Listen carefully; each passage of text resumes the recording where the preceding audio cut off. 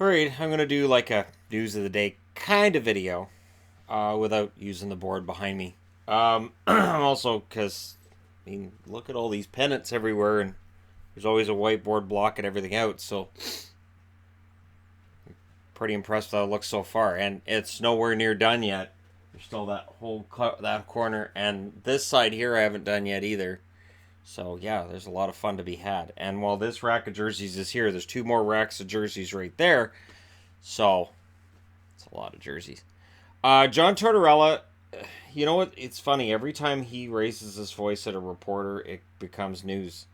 I wish more coaches did it.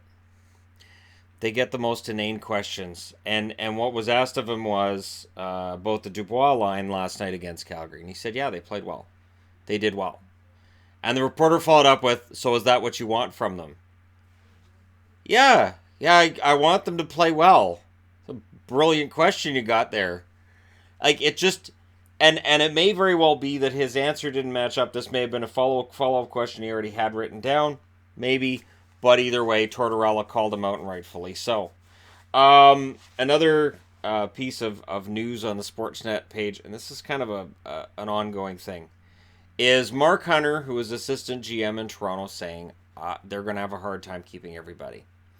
And this is something I've said, and here's the thing. So, Toronto fans will always say, all right, Dubas promised he's keeping everybody. But he's promised he's keeping that young core, that the young talented core isn't going anywhere. It's the team around that young core that's going to be a problem, and especially the blue line. Let's just say Jake Gardiner goes UFA, they can't afford to keep him. Let's just say that Jansson's not able to stick around, Kapanen ends up going. They can't keep everybody. With the amount of points put up by these guys this year, they deserve raises. Gardiner deserves at least as much as he's making already. Probably a little bit more in the current marketplace. So what you end up with is a team that's probably as good this year as it's going to get. And the question then becomes, okay, so next year, who do you have filling out those roles? How are you able to afford to keep people together? This becomes an issue for the Leafs. And this is the only question that we've had watching Toronto over the last little while. And of course, they talk about the tough times for Toronto right now. And if I have to see the Conor McGregor thing with Boston one more time, I swear. Like, I get it. Conor McGregor went in the locker room and he fired up the Bruins. Okay. It's a one-time thing. I'm not overly. It's not, no. And then they have an article on Sportsnet today on Brian Burke wanting to tweak the process for the lottery. See, Brian Burke's mentality is this: the teams that finish in the bottom 2 or 3 of the NHL should get those top 2 or 3 picks, and that's it. He is still, I think he's still mad about last year when the Carolina Hurricanes jumped up the way they did. Now, I would point out the Carolina Hurricanes going into that draft lottery had about a decade of underachieving, and it's not like it was Chicago who dropped out of the playoffs and then all of a sudden they get a number 1 draft pick. No, it's a rebuild in Carolina that's gone on too long. And so they get Svechnikov, and I don't have a problem with it. I don't think most people do. But there are going to be some who say this isn't fair that if a team misses the playoffs, they have a shot at number 1 overall. But that's why they did it. And then there's, of course, talks about whether or not the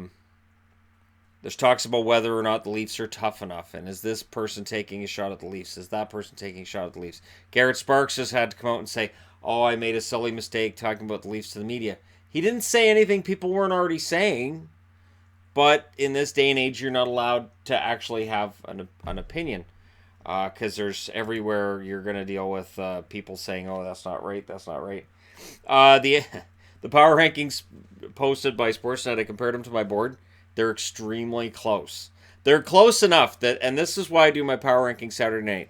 If I did my power rankings today, there would be people saying, you just copied Sportsnet's. This is ridiculous. They are really, really close. So I thought that was kind of funny where I'm like, hey, I thought I had that team way too high. I thought I had that team way too low. It turns out I'm pretty close.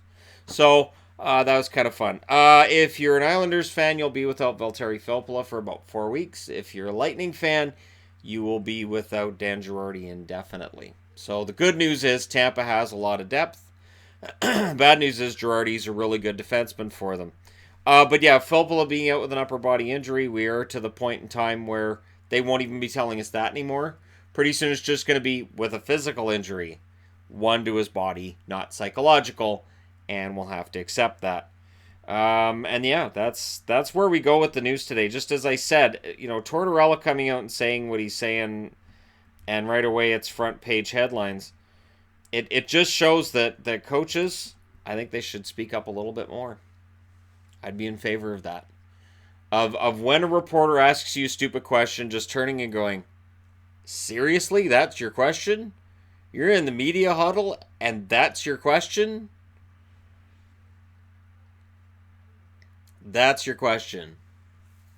Like if I was asking Tortorella questions after last night, it would be, what do you see to build on coming out of this loss? What's the mood in the locker room following this game?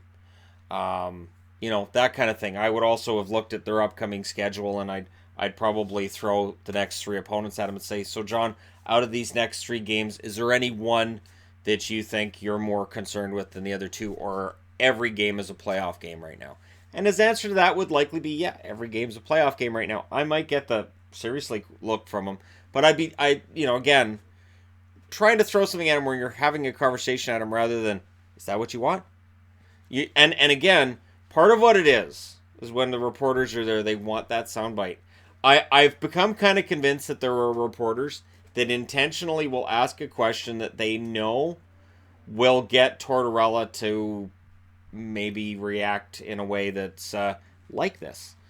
Maybe I can get him to snap at me if I say this to him. So I take it all with a grain of salt, but it's fun. And hopefully Tortorella never changes, and hopefully there are other coaches coming up who will be exactly the same. I get the feeling in Vancouver that eventually Travis Green will have one of those blow-ups with the media.